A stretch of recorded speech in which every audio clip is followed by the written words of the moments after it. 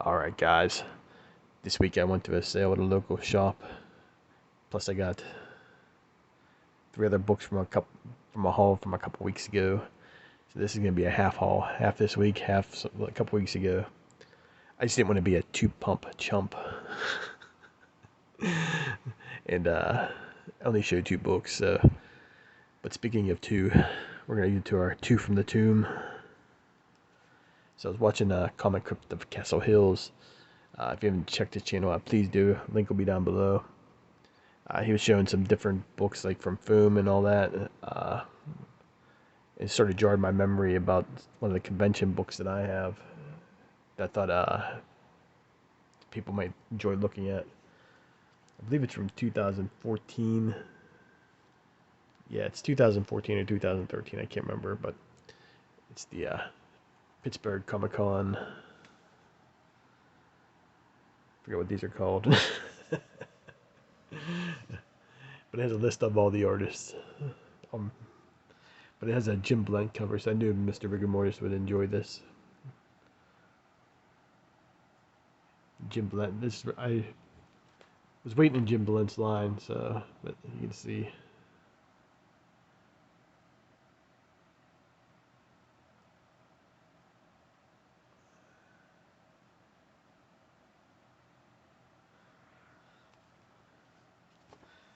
Great wraparound cover. So I was just flipping through this myself here, but yeah, you can see like Jim Blunt right here. He had a giant line for him. He wasn't the guest of honor, whatever the hell you call it. That was Jim Steranko that year, and but he had an equally long line as Steranko did.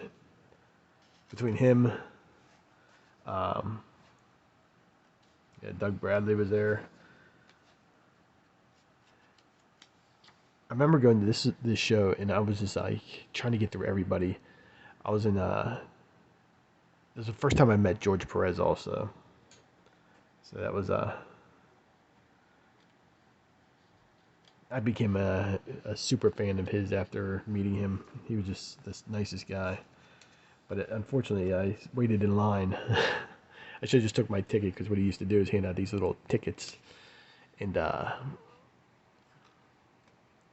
you could go, out and shop or something, do whatever else you want to do, and come back, and you get your same line and play or same place in line. And if your number was already picked, they just let you go to the front line, which pissed a lot of people off. But I should have just but I stood there and watched the guy work for a good hour. So I met Ron Friends there also. Michael Golden was there, but I couldn't meet some of these guys, like I said, because I had limited time, and I was trying to get through every. There's a certain few people I wanted to get stuff signed from. But yeah, this was Steranko, the guest of honor. I wouldn't meet him that time, because if you've never been in the Jim Steranko line, you haven't lived. I sat there he was at a local shop, and there was like 20 of us, and I still stood in that line for almost an hour and some change, because he had a story for everybody. The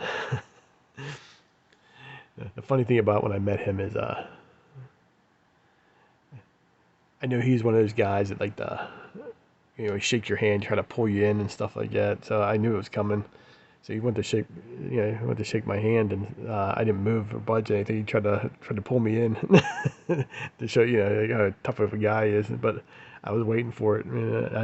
I just stood there, and he looked at me, and he was like, and he started laughing. So that's my Jim Steranko story. Plus, I had him sign a couple books, but I just thought that was funny, because he got a kick out of that, because he's used to pulling people in. If you like, I'm trying to remember.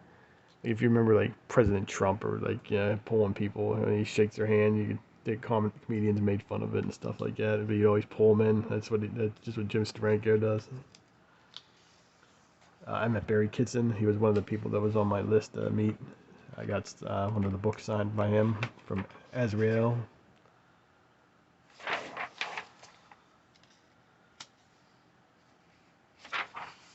But yeah, I miss Pittsburgh Comic Con. Three Rivers Comic Con basically took over for. Not, let me walk that back a little bit. They didn't take over; they started their own thing. But Pittsburgh Comic Con had a lot of issues going on. I won't get into any of it. You can probably look it up online, but a lot of shenanigans going on. But now we got Three Rivers Comic Con, which is, it's sort of had a little hiccup with COVID, but they came on strong last year. They tried their best during COVID, having it outside and stuff like that, but with a con, it's got to be in a convention center or something like that. It's just got, if you have it outside, it basically just becomes like a flea market almost. The other thing I was going to show, since I was digging through there, I was like, looked at this. I was like, oh yeah, I haven't looked at this in a while, but this is the Weird Tales of the Ramones. It's what's that, like horror suspense. And it's on the back, it's Ramones Romance. But I believe this is part of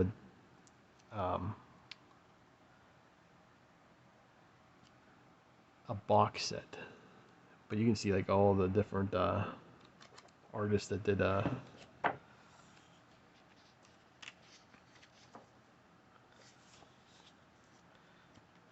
think one of the bigger names is Jaime Hernandez. Did some art in here. It's basically comic strips. You got that Zippy the Clown. But yeah, I thought it was interesting. I picked it up at Half Price Books for, I think I ended up getting it on clearance because you can see it's ripped up here. Got a little damage. Because when I pulled the tag off, it was already damaged, unfortunately. But I ended up picking it up for like $3. It was on our clearance section. This is years ago when I picked this up. But I'd like to know what set it belongs to.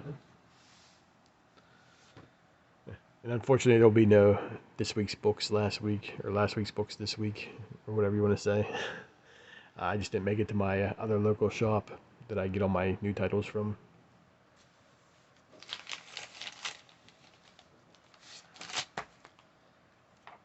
But keeping on with Jim Blunt there, picked up Purgatory issue 0. Is it issue 0 or is it Prelude 1? I forget what it was. I think it's one of those minus ones that they were calling it. But yeah, I'm a huge Purgatory fan. I've been picking up, I think I got now like 2 or 3 copies of her first appearance in Evil Ernie Revenge number 4.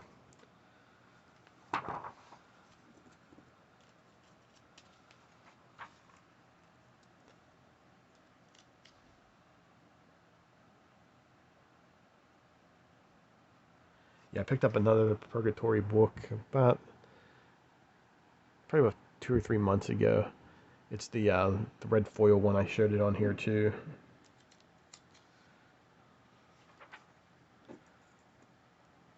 That's badass.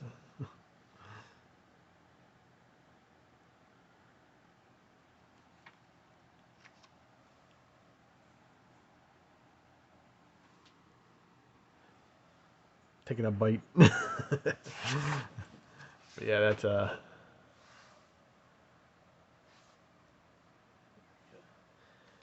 only cost me 50 cents. Also picked up this. Still trying to piece together some Phantom Lady stuff. So a lot of times now what I'm running into is I'm opening up and I'm like, oh yeah, I already read this before. But I didn't recognize this one at all.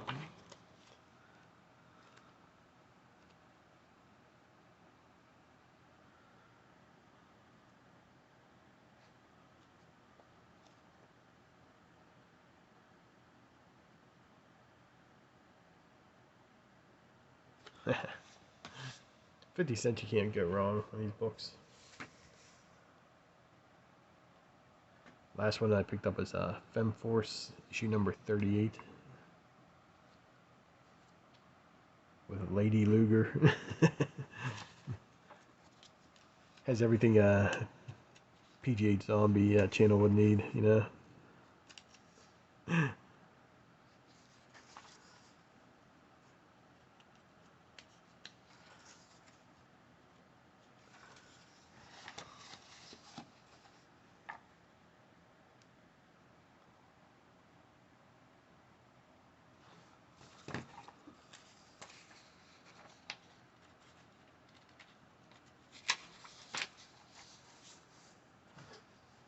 Yeah, this is yeah, set in World War II, of course. Um,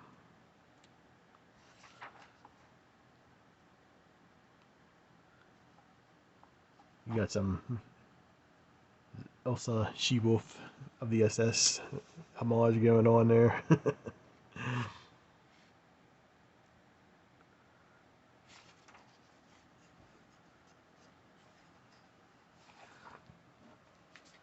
But yeah, those are my cheap books this week, or from a couple weeks ago.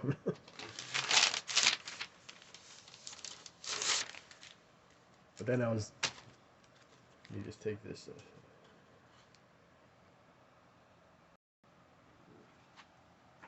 So these next books were 35% off each. First one I got a real good deal on.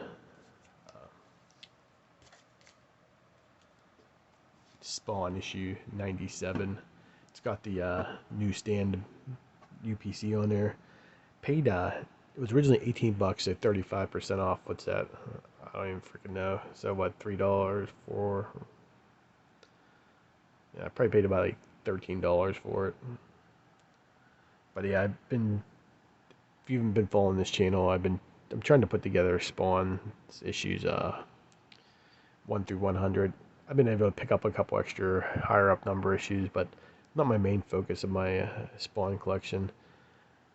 Just those first 100 issues are just the covers, the art, interior art with Greg Capullo, and Todd McFarlane doing the majority of the artwork for those books. Um, that's what I'm trying to put together. So this is a nice find, especially with that UPC. I'm not a big fan of the Newsstand.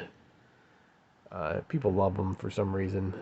Uh, if I could trade this to get this issue back, like 97 and a couple other issues that I'm missing for Spawn, I'd do it in a heartbeat. But it's nice to have. But I like the cover without the. That's just an eyesore for me right there. People, like I said, people love the newsstands and stuff like that. I don't give a rat's ass. But to me, it's always distracting. But when I find them for really good price, damn right I'm picking them up. And last year I did my want list for 2022, which I am sad to say I didn't find any of the books that I was looking for. But I ended up finding it second month of this year. So I was looking for Brave and the Bold, issue number 85. It's Batman and Green Arrow. Of course, you got the Neil Adams cover, but the big thing about this issue is this is the just the first costume appearance of like that of Green Arrow. Before he used to look like Peter Pan with a freaking bow, in my opinion. And nowadays, I think they even updated him now. Now he's got the old. They're still doing it off the. I'm not even sure if they even got Green Arrow comic out, but when I was reading it from the New 52, he had the old hood over his head, dark brooding, not the lovable fellow we have here. But I picked this up for, I can do the math on this one. So I picked this up for $19.50. And I think I got a pretty damn good deal on it. It's got some issues, of course, but for this kind of book, I'm not sure if it's necessarily a key or anything like that, but it's just a book that I've been wanting. Of course, all the videos popping up in my feed now are, buy all the DC books and stuff like that, which, whatever, I already own most of the stuff that's, I guess, is considered popular or hot or whatever right now. So I'm just going to keep on doing what I do. Keep picking away at these Silver Age, Bronze Age, guess, key books. Not that I just collect them for that, but, who doesn't like a first appearance of something? Alright guys, thanks for watching. I'll definitely have another video out next week. I'm not sure what I'm going to do next week. I got a couple ideas I want to put out, but we'll see how it goes. But check out the links down below. Check out my Instagram, and we'll talk to you next time.